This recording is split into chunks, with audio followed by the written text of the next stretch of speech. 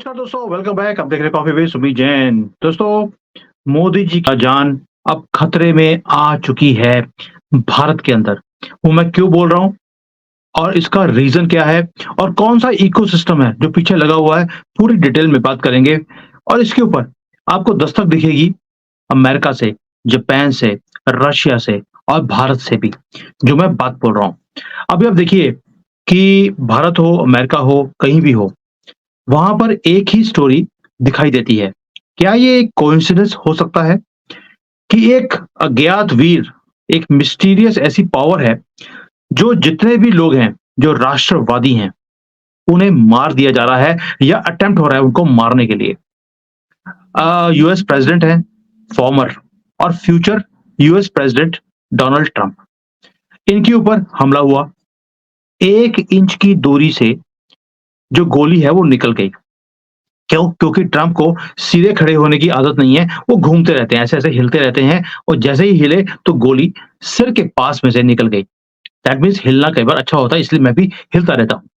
लेकिन आप सोच के देखिए, former president, future president of America और एक आदमी 200-300 मीटर की दूरी से गोली चलाता है और सीक्रेट सर्विसेज को पता भी नहीं लगता।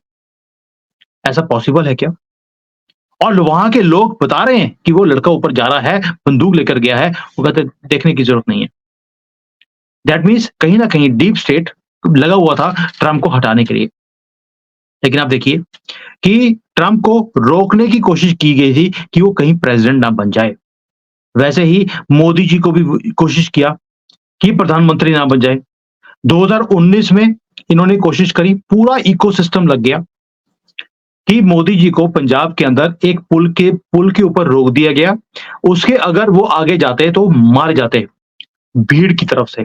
मोदी जी ने भाँप लिया, वहीं से वापस चले गए और बोला भी था कि कांग्रेस को बोल देना मैं ज़िंदा वापस जा रहा हूँ तुम्हारे पंजाब में से।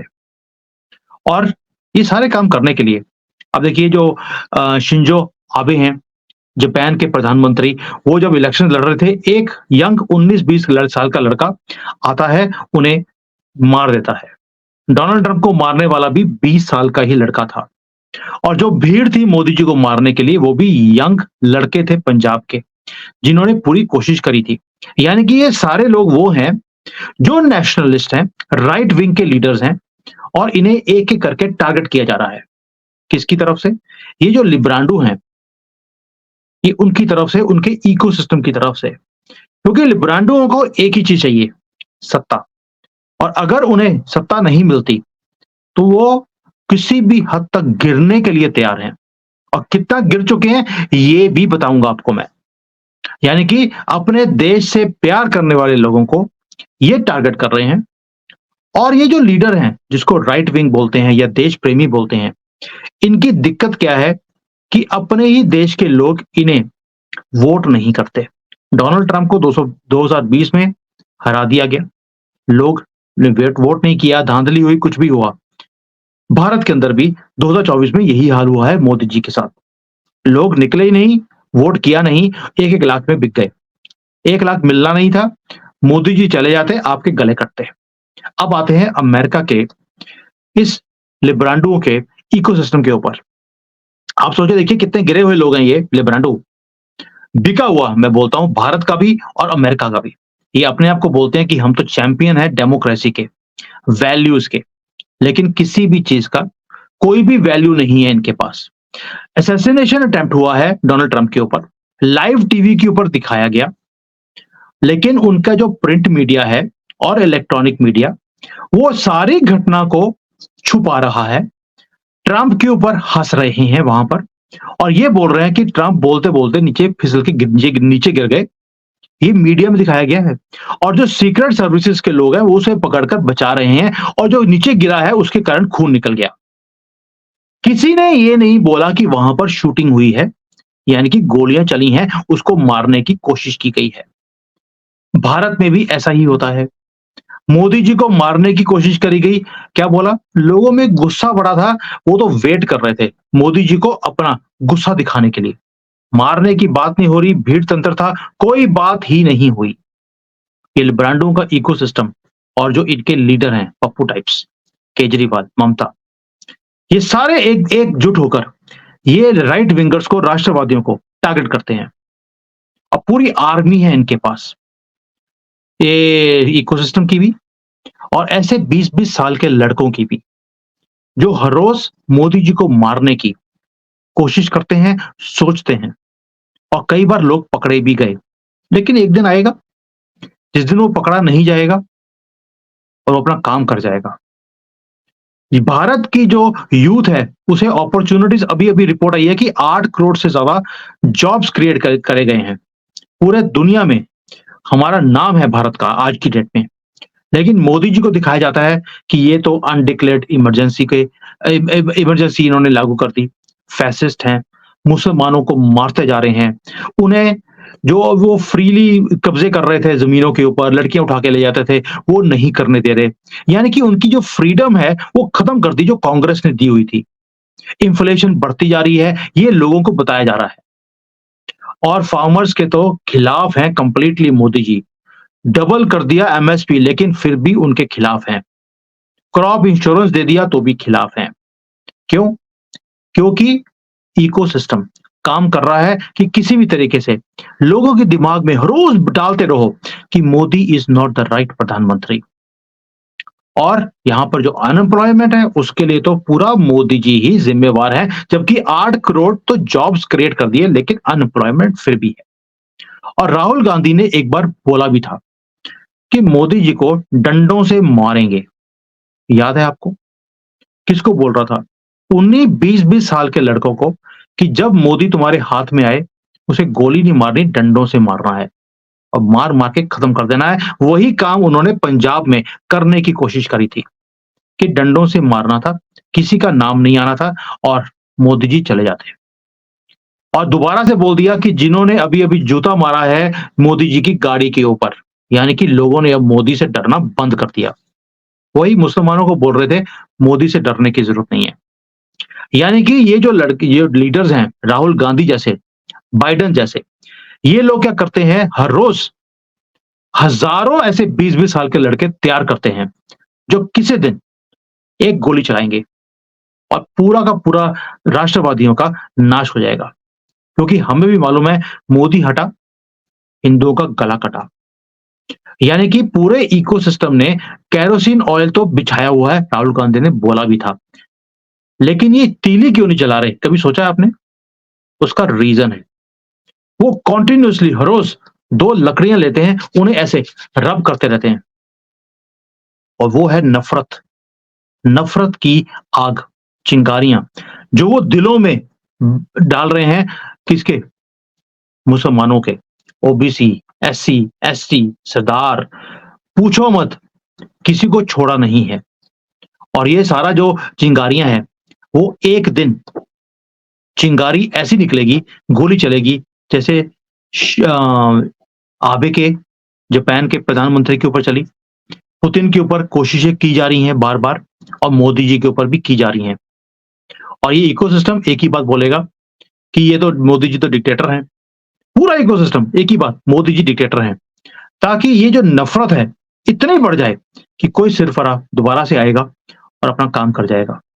यानी कि मोदी जी अभी भी रामचंद्र बने हुए हैं, इनको मालूम है ये सारे काम हो रहे हैं, लेकिन कुछ भी नहीं कर रहे उसके खिलाफ। ओ भाई, ममता है, केजरीवाल है, राहुल गांधी है, इसके खिलाफ मैं कभी भी वीडियोस बनाता हूं, चलती ही नहीं है, वो चलाने ही नहीं देते। लेकिन मोदी जी के खिलाफ कोई भी आप वीडियो बना दीजिए, वो मिलियंस ऑफ व्यूज कैसे मिल जाते हैं, अब आप समझते हैं। और मोदी जी इसके लिए कोई भी काम नहीं कर रहे। यानी कि आप ममता बनर्जी के खिलाफ या राहुल गांधी के खिलाफ कोई वीडियो बनाते हैं, आपको नोटिस आ जाते हैं। क्या मोदी जी ने कभी नोटिस भेजा है किसी को? अरुंधति रॉय के ऊपर हाथ डालने की कोशिश करी थी, यूनाइटेड नेशन से चिट्ठी आ गई मोदी जी को कि इसको हाथ मत लगाना, उसके बाद ठंडा हो गया है, सब कूल कूल है, कोई भी हरकत नहीं है। और बीजेपी क्या कर रही है, इंस्टेड कि इनके इकोसिस्टम को तोड़ने के बजाय खुद अपने सिस्टम को ही तोड़ लिया, आरएसएस से मुंह मोड़ लिया। वो आरएसएस जो बीजेपी को लेकर आई थी नेशनल लेवल पर, इतने सीटें जिताई हैं, 2 बार नहीं 3 बार उन्होंने मेहनत करके इनको ऊपर लेके आए हैं। आज इन्होंने, बीजेपी ने बोलना शुरू कर दिया, हमें तुम्हारी जरूरत नहीं है। और मोहन भागवत को भी बाहर निकल के बोलना पड़ा कि भैया हमारे कारण ही तुम आए हो, जहाँ-जहाँ पे तुमने हमारी बात नहीं सुनी वहीं पे तुम हार गए हो।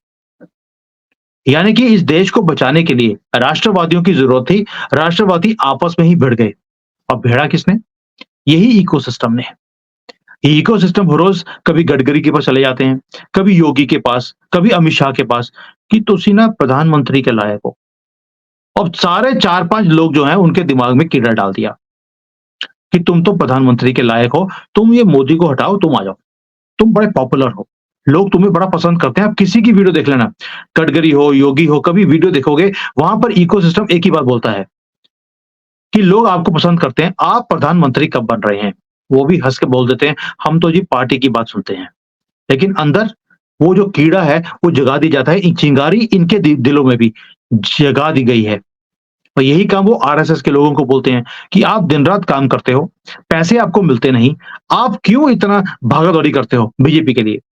जो बाकी पार्टियाँ हैं, वो तो पैसा देती हैं, काम करवाने के लिए, आप फ्री में काम कर रहे हो।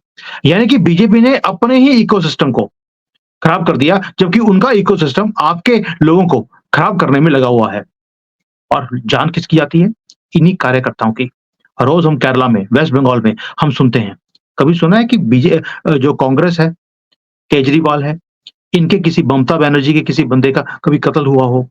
कभी भी नहीं।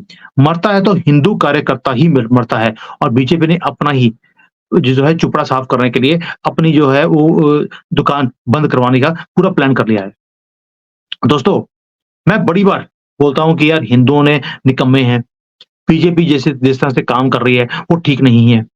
लेकिन अगर ऐसा ही चलता रहा, तो जो पूरा इकोसिस्टम है वो तो भनक चाहिए उनको थोड़ी-सी, कि ये थोड़ा-सा वीक हो रहे हैं, वो खत्म कर देंगे आपको। डंडों से मारने की बात बोली है और राहुल गांधी ने ओपनली बोला है कि हिंदुओं को मैं भूखे मारूँगा। ये जय श्री राम जो बोलते हैं, ये सारे भूखे मरेंगे एक दिन। क्यों बोला उसने? क्योंकि उसने बोल दिया कि मैं सारी रिजर्वेशन मुसलमानों को देने वाला हूँ, क्रिश्चियंस को देने वाला हूँ और ओबीसी, एससी, एसटी को बोल दिया हम आपको दे देंगे। देना कुछ भी नहीं है, सारा कुछ ये मुसलमानों को देने वाले हैं। और ये भी बोल दिया कि आपकी प्रॉपर्टी जो है हिंदुओं की वो छीनकर हम मुसलमानों को दे देंगे क्योंकि उनके बच्चे ज़्यादा हैं। और ये लिब्रांडुओं का जो मुस्लिम्स हैं ये इकट्ठे होके काम करते हैं। यूके में गए 20-25 साल लगे रहे। वहाँ पर सत्ता चेंज कर दी और जो नया आदमी आया है स्टामर उसने आते ही बोल दिया कि इल्लीगल जो इमिग्रेंट्स हैं वो सारे के सारे ब्रिटिश नेशनल्स बना दिए जाएँगे और मैं खोल दूँगा बॉर्डर्स को। आइए, हमें वोट कीजिए। और ये लिब्रांडो जहाँ जाते हैं, अब इन्होंने बोलना शुरू कर दिया कि बकिंघम पैलेस जो है, उसे ये बनाएँगे मस्जिद। बकिंघम पैलेस को मस्जिद बनाने की बातें बोलती हैं, यानी कि वही बंदर वाली टोपी जो इनके सर के ऊपर होती है, वही अब बकिंघम पैलेस के ऊपर लगाने वाले हैं। जैसे इन्होंने ज्ञान-वापी में किया, जैसे राम मंदिर वाली जगह पे किया, सब जगह पे ये बंदर वाली टोपी वाली ऊपर गुंबद सा बना देते हैं और पूरी कंट्री को डिस्ट्रॉय कर देते हैं। कंट्री को डिस्ट्रॉय करने के बाद दूसरी कंट्री में पहुँच जाते हैं। जर्मनी डिस्ट्रॉय कर दिया, यूके डिस्ट्रॉय के कगार पे है, फ्रांस डिस्ट्रॉय हो गया, पूरा मिडल ईस्ट इन्होंने डिस्ट्रॉय पहले किया, एक-एक कंट्री को टेक ओवर करते गए और आगे बढ़ते गए। भारत के अंदर भी इन्होंने बड़ी कोशिश करी 1000 साल से, नहीं कर पाए, अब शांति से काम कर रहे हैं। क्या कर रहे हैं? बांग्लादेश से कॉकरोचों को यहाँ पे बुलाया जा रहा है हर रोज़, हज़ारों, लाखों की तादाद में हर महीने लोग आ रहे हैं, यहाँ की डेमोग्राफी को चेंज किया जा रहा है। और हिंदुओं को खत्म करने के प्लान से वो आ रहे हैं कि इस कंट्री को हमने इस्लामिक कंट्री बनाना है। क्या आपको लगता है कि इनका इकोसिस्टम कभी भी मोदी जी को बर्दाश्त करेगा? इन्हें काम करने देगा? कभी भी नहीं करेगा। हिंदुओं को डिवाइड कर दिया। मुसलमानों की 72 तरह की जातियाँ हैं। उन कॉकरोचों को कभी नहीं बोलते कि तुम शिया हो, सुन्नी हो, अहमदी हो, कभी नहीं बोलेंगे। वो कहेंगे मुसलमान और हिंदुओं को डिवाइड कर दिया। और इसीलिए ये हमारे ऊपर राज करते जा रहे हैं। और ये इकोसिस्टम पूरे दुनिया से इस तरह से कनेक्टेड है कि जो काम आप देखते हैं दूसरी दुनिया में होता है, जो इनके फेवर की बात होती है, उसी को बढ़ावा देते हैं। भारत में फार्मर्स की प्रोटेस्ट हुआ, इन्होंने बढ़ावा दिया। लेकिन कनाडा में जब ट्रकर्स जो ट्रक वाले थे, उन्होंने वहां पे मूवमेंट शुरू करी, उसे दबा दिया गया। कोई कवरेज ही नहीं करी। आप देखते हैं इकोसिस्टम डोनाल्ड ट्रंप को मारने की कोशिश करी गई है, वो कहते हैं उधर फिसल के नीचे गिर गए थे, तो पकड़ के उठ खड़ा करना पड़ा, ताकि लोगों को बेवकूफ बनाया जाए और लोग बेवकूफ बन भी जाते हैं, जैसे इस बार 2024 में हिंदू बेवकूफ बन गया था। यानी कि जो राष्ट्रवादी हैं वो बेवकूफ भी होते हैं राष्ट्र से प्यार भी करते हैं। और ये जो सोशल मीडिया के ऊपर लिब्रांडो का पूरा इकोसिस्टम काम करता है, उसे समझने की कोशिश भी नहीं करते और आँखें बंद करके उसे फॉरवर्ड भी करते रहते हैं। मैंने कई बार देखा है, कई राष्ट्रवादी मुझे मैसेजेस भेजते हैं कि देखिए मोदी जी कितने डिक्टेटर हो गए हैं। वो तर्क भी देते हैं कि मोदी जी जो कर रहे हैं, वो ठीक नहीं है। मोदी जी ने डिविजन्स कर दी हैं पूरे देश में। ज़हर घोल दिया है। राहुल गांधी को कभी कोई बोलेगा नहीं। क्यों? ये सारे लोग जो अंबानी, अदानी बोलते थे हर रोज़, वो लोग तो आज वहीं पर बैठकर कुत्तों की तरह वहाँ खाना खा रहे थे, प्लेटें भर-भर कर और हर रोज़ मोदी जी को गाली निकालते हैं, अंबानी, अदानी और वहाँ पे बिल्कुल जैसे कुत्ते होते हैं गली के, उस तरह वहाँ बैठ के खाना खा रहे थे, उसके पैरों को चाट रहे थे, अंबानी के। ये हालत है इनके इकोसिस्टम की। तो दोस्तों, मुझे मतलब नहीं है कि डोनाल्ड ट्रंप के साथ क्या हुआ, लेकिन मोदी जी के साथ क्या होने वाला है, उसकी दस्तक आपको दिखाई देती है और मोदी जी के बाद आपके ऊपर वही काम होगा जो डोनाल्ड ट्रंप के साथ हुआ था। अभी भी संभल जाओ, मैं बार-बार आपको 1 साल से जताने की कोशिश कर रहा हूँ, जगाने की कोशिश कर रहा हूँ। उसका रीज़न है, मैं एक ऐसे कंट्री से बैठा हूँ, जहाँ पर ये सारी प्लानिंग्स होती हैं। अब मुझे मालूम है कि वो मोदी को कितनी नफ़रत करते हैं, ट्रंप से कितनी ज़्यादा नफ़रत करते हैं, क्योंकि ये राष्ट्रवादी हैं। इन्होंने नेशनलिज़्म को बढ़ा दिया है और नेशनलिज़्म जब बढ़ता है, तो आप अपने देश के लिए कुछ भी करने के लिए तैयार हो जाते हैं। और जो ये वामपंथी हैं, लिब्रांडो हैं, ये कभी नहीं चाहते कि देश के अंदर देश प्रेम कभी भी जागे। 75 सालों में आप सोच के देखिए, 65 साल हम अपने ही देश को गालियाँ निकालते रहे। जय श्री राम का नारा हम कभी लगाते नहीं थे, भारत माता की जय बोलते नहीं थे। सोनिया माता की जय बोलनी पड़ती थी, अगर आपको ज़िंदा रहना है। याद होगा आपको वो सारा काला टाइम, कांग्रेस का 65 साल का। और अभी भी अगर आप लिब्रांडो को देखेंगे तो वो राहुल गांधी की जय बार-बार बोलते हैं, हर रोज़ बोलते हैं। और मोदी जी को उखाड़ कर फेंकना है, उसकी बातें बोलते हैं। उसके बाद सनातन को खत्म करना है, पहले ही दिन राम मंदिर को तोड़ देना है और वहाँ पे दोबारा से बंदर वाली टोपी वाली कोई ना कोई मस्जिद बना दी जाएगी। मर्ज़ी आपकी है, मेरा काम जगाने का, मैं जगाता ही रहूँगा। लेकिन जो अमेरिका में हो रहा है, वही जापान में हुआ, रशिया में हो रहा है और भारत में भी होगा, क्योंकि यहाँ पर सरफरों की कोई कमी नहीं है। Thank you. जय Hind. Vande Mataram. Hi there. If you liked the video, please don't forget to smash the like button, subscribe to our channel, and activate the bell icon so that you receive all notifications whenever we upload a new video. Thanks for watching.